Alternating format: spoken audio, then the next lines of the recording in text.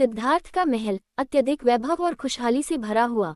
उसे अपनी राजसी जिंदगी में कोई कमी नहीं लगती, लेकिन कहीं गहरे मन में एक शून्यता का अनुभव हो रहा है। सिद्धार्थ स्वयं से ये सब कुछ है, लेकिन फिर भी मन में एक खलल क्यों है? क्यों मुझे भीतर से खालीपन का एहसास हो रहा है? क्या यही जीवन है या कुछ और है जिसे मैं खोज रहा हूँ? सिद्धार्थ का मन शांति की तलाश में है। महल में यशोधरा से पहली मुलाकात, सिद्धार्थ और यशोधरा के बीच प्रेम का आरंभ। सिद्धार्थ मुस्कुराते हुए, तुमसे मिलने के बाद मुझे लगता है कि यह संसार उतना ही सुंदर है जितना हम इसे बनाते हैं। यशोधरा नम्रता से, आपका स्नेह मेरे लिए आशीर्वाद से कम नहीं है। सिद्धार्थ, दोनों की नजरें मिलती हैं और एक अजीब सा संबंध बनता है। यह विवाह न सिर्फ दो व्यक्तियों के बीच का संबंध है, बल्कि यह संसारिक जीवन में प्रवेश का प्रतीक बनता है। महल में भव्य विवाह समारोह, सभी लोग खुश हैं, लेकिन सिद्धार्थ के मन में एक बेचैनी है। सिद्धार्थ स्वयं से, क्या ये वही जीवन है जो मुझे चाहिए था? क्या ये विवाह, यह शाही जीवन मेरे भीतर के प्रश्नों का उत्तर दे सकता है? सिद्धार्थ यशोधरा के साथ जीवन बिताने का निर्णय लेता है, लेकिन भीतर ही भीतर वह आंतरिक शांति की तलाश में है। सिद्धार्थ और यशोधरा का दाम्पत्य जीवन धीरे धीरे सरल और मधुर बनता है, लेकिन सिद्धार्थ को भीतर एक बेचैनी बनी रहती है। सिद्धार्थ, यशोधरा, हम बहुत सुखी हैं, लेकिन मुझे लगता है कि जीवन का कोई और उद्देश्य है जिसे मुझे समझना है। यशोधरा, सिद्धार्थ, यदि आपको लगता है कि आप कुछ और तलाश रहे हैं, तो यह आपकी यात्रा का हिस्सा है। मैं हमेशा आपके साथ हूँ। ये संवाद सिद्धार्थ के भीतर के संघर्ष को व्यक्त करता है, जहाँ एक ओर वह गृहस्थ जीवन जीने के प्रति आकर्षित है, वहीं दूसरी ओर वह आत्मज्ञान की ओर बढ़ने की आवश्यकता महसूस करता है। यहाँ से कहानी की दिशा बदलती है और सिद्धार्थ का मन संसारिक सुखों से ऊबकर त्याग और साधना की ओर बढ़ता है। इस भाग में उसके विवाह और गृहस्थ जीवन की मिठास के बावजूद उसके मन की गहरी शांति की तलाश स्पष्ट होती है। सिद्धार्थ अब भी महल में है, लेकिन उसे लगता है जैसे ये जीवन उसकी आत्मा की गहराई में कभी शांत नहीं हो सकता। एक रात वह अपने भीतर गहरे विचारों में डूबा हुआ है। सिद्धार्थ स्वयं से, मैं राजमहल में शांति की तलाश करता हूँ, लेकिन ये सब बाहरी रूप से है। क्या ये जीवन का असली अर्थ है? क्या सुख के इस संसार में कोई गहरी वास्तविकता नहीं है? वह अपने दिमाग में विचारों की हलचल महसूस करता है। एक दिन यशोधरा से बातचीत के बाद उसे यह एहसास होता है कि उसे अपनी यात्रा पर आगे बढ़ने के लिए अपने मन की आवाज़ सुननी होगी। यशोधरा के साथ एक शांत शाम, दोनों चांदनी रात में बगीचे में बैठते हैं। सिद्धार्थ का मन कुछ विचलित सा है। सिद्धार्थ, यशोधरा, मुझे लगता है कि मुझे जीवन की सच्चाई जानने के लिए दुनिया को छोड़ देना चाहिए। मैं बहुत प्रेम करता हूँ तुम्हें, लेकिन मेरा दिल और आत्मा एक और मार्ग की ओर खींच रहे हैं। यशोधरा दुखी लेकिन समझते हुए, सिद्धार्थ, यदि तुम्हारा मार्ग तुमसे तुम्हारे आत्मज्ञान की ओर ले जाता है, तो मैं तुम्हारी राह में कभी रुकावट नहीं बनूंगी। तुम जो भी करो, मैं तुम्हारे साथ हूँ, क्योंकि तुम्हारा ज्ञान मेरी आत्मा के लिए भी आशीर्वाद होगा। सिद्धार्थ ने एक रात महल छोड़ने का निर्णय लिया।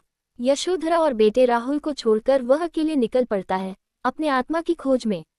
सिद्धार्थ सभी को अलविदा कहते हुए, ये समय मेरी यात्रा का है। मैं संसारिक सुखों से बाहर निकलकर अपने भीतर की सत्यता को समझना चाहता हूँ। वह महल से निकलता है, एक महान निर्णय के साथ जो उसकी पूरी जीवन यात्रा को बदलने वाला है। सिद्धार्थ महल के दरवाजे से बाहर निकलता है और उसके मन में एक नया हलचल उठता है। यह न केवल उसका व्यक्तिगत जीवन है, बल्कि यह संसार के दुखों से मुक्त होने का कदम है।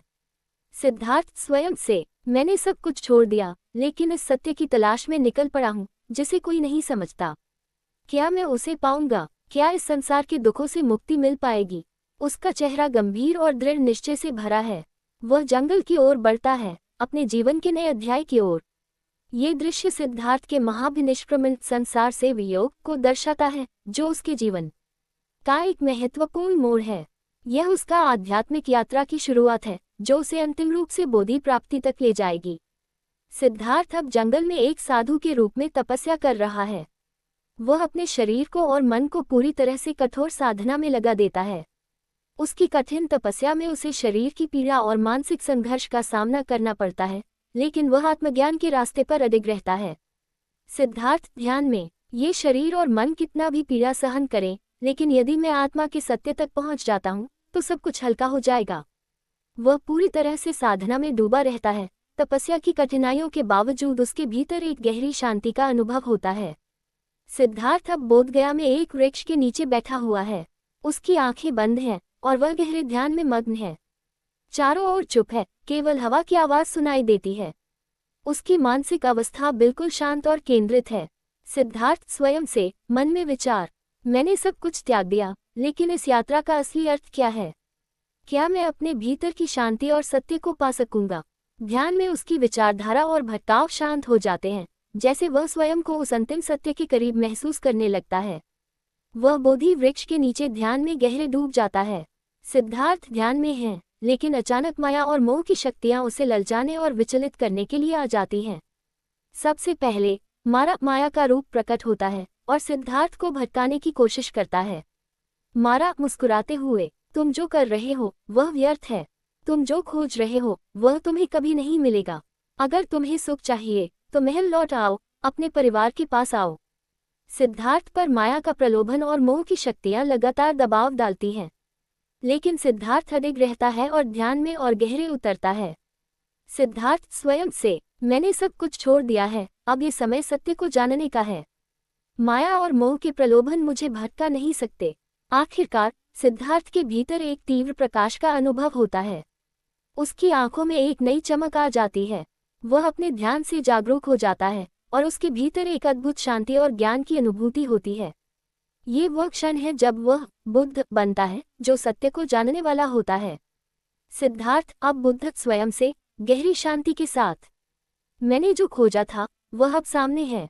जीवन और संसार के दुखों का कारण और समाधान अब स्पष्ट हो गया है। ये सत्य है। वह अपनी आत्मा में उस अद्भुत ज्ञान का अनुभव करता है जो संसार को जन्म, मृत्यु और दुख के चक्र से बाहर निकालने की शक्ति रखता है। अब बुद्ध अपने ज्ञान को साझा करने के लिए तैयार हैं। वह वाराणसी के सारनाथ में 5 भिक्षुओं को अपना पहला उपदेश देते हैं। वे 5 भिक्षु, जो पहले सिद्धार्थ के साथ ही रहे थे, अब बुद्ध के दर्शन से अभिभूत हो जाते हैं।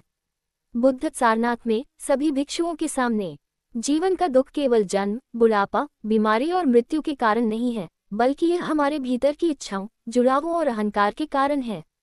इसके कारण दुख उत्पन्न होते हैं, लेकिन इस दुख से मुक्ति संभव है और वह मार्ग है मध्य मार्ग। भिक्षु ध्यान से सुनते हैं और बुद्ध की बातें उनके दिलों को छूने लगती हैं। बुद्ध, सम्यक दृष्टि, सम्यक संकल्प, सम्यक वचन, सम्यक क्रिया, सम्यक आजीविका, सम्यक प्रयास, सम्यक स्मृति और सम्यक समाधि, यही 8 मार्ग है जो हमें दुखों से मुक्ति दिलाता है। पहले उपदेश के बाद बुद्ध के शिष्य बनते हैं और उनका संदेश धीरे धीरे फैलने लगता है। बुद्ध अब विभिन्न क्षेत्रों में यात्रा करते हुए लोगों को उपदेश देना शुरू करते हैं। वह न केवल भिक्षुओं बल्कि आम जनों और राजाओं को भी सिखाते हैं। बुद्ध, सत्य को जानो, और जब आप सत्य को जानते हैं तो आप जीवन को सही दृष्टिकोण से देख सकते हैं। केवल सत्य ही आपको शांति और समृद्धि की ओर ले जाएगा। एक दिन बुद्ध अपने अनुयायियों के साथ धर्म की बात कर रहे हैं और तभी वे महिला अनुयायियों के बारे में भी सोचते हैं। बुद्ध मुस्कुराते हुए, धर्म में कोई भेदभाव नहीं है। महिलाएं भी इस मार्ग पर चल सकती हैं और आत्मज्ञान प्राप्त कर सकती हैं। बुद्ध की शिक्षाओं से महिला संघ की शुरुआत होती है और महिलाएं भी धर्म के इस मार्ग पर चलने लगती हैं। अब बुद्ध ने अपने ज्ञान का प्रचार करना शुरू कर दिया और उनका संदेश दुनिया भर में फैलने लगा। उनकी शिक्षाओं में किसी भी तरह का भेदभाव नहीं था और वे सभी को समान दृष्टि से देखते थे।